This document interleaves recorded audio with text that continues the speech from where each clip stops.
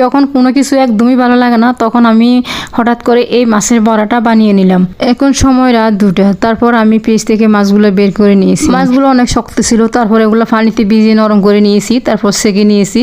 এখন আমি মাছগুলোতে 1 চামচ হলুদ গুঁড়ো, 1 চামচ মরিচ গুঁড়ো, তারপর জিরার গুঁড়া, পরিমাণ মতো লবণ, তারপর দিয়ে দিলাম মরিচ কুচি, আরও দিয়ে দিচ্ছি 1 কাপ পরিমাণ পেঁয়াজ, তারপর ধনিয়া পাতা। ধনিয়া পাতার পরিমাণটা একটু বেশি করে দিয়েছি, কারণ তো এখন ধনিয়া পাতার সিজন, তাই অনেক বেশি দেওয়া যায়। যখন সিজন থাকে না তখন বেশি দেওয়া যায় না। এখন সব উপকরণ দিয়ে আমি অনেক ভালোভাবে মেখে নিব হাতে, নিজের হাতে যতক্ষণ পর্যন্ত মিশ্রিত না হয় ততক্ষণ পর্যন্ত মাখাবো।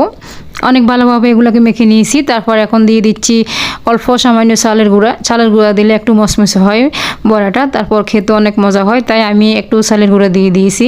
তারপর আমি চুলায় একটা ফ্রাই প্যান বসিয়ে দিই। ফ্রাই প্যান গরম হয়ে গেলে ওখানে তেল দিয়ে দিলাম। এখন কড়াইকে একটু ঘুরিয়ে নিলাম যেন তেলটি পুরো কড়াইতে ছড়িয়ে পড়ে। এখন মাখানো মাছটিকে আমি হাতের সাহায্যে চেপে এগুলাকে কড়াইতে তেলের মধ্যে দিয়ে দিলাম। তারপর এগুলাকে আমি উল্টে পাল্টে ভালোভাবে ভেজে নিব, অনেক মচমচে করে ভেজে নিব, অনেক লাল লাল করে ভেজে নিব, যাতে অনেক মচমচে হয় এবং সুস্বাদু হয়। এখন দেখতেছি মাছের বড়াটা অনেক ভাজা হয়ে গেছে। তারপর আমি একটা প্লেটের মধ্যে একটা একটা করে সব উঠিয়ে নিচ্ছি। এভাবে ঝাল ঝাল লাল লাল করে মাছের বড়া বানিয়ে নিলে অনেক ভালোভাবে ভাত খাওয়া যায়, তাই আমি বানিয়ে নিয়েছি। অনেক সুন্দর হয়েছে, অনেক দেখতে তো পাচ্ছেন। তো এখন আমি 1 প্লেট ভাত নিয়ে নিচ্ছি, অনেক গরম গরম। আমি ভাতের সাথে বড়াগুলো নিয়ে নিলাম, তারপর একটু লেবু নিয়েছি, তারপর আবার সরিষার ভর্তা নিয়ে নিয়েছি এবং 2টা কাঁচামরিচ নিয়ে নিয়েছি। এভাবে ঝাল ঝাল করে খাইতে কার না ভালো লাগে, আমার তো অনেক ভালো লাগে।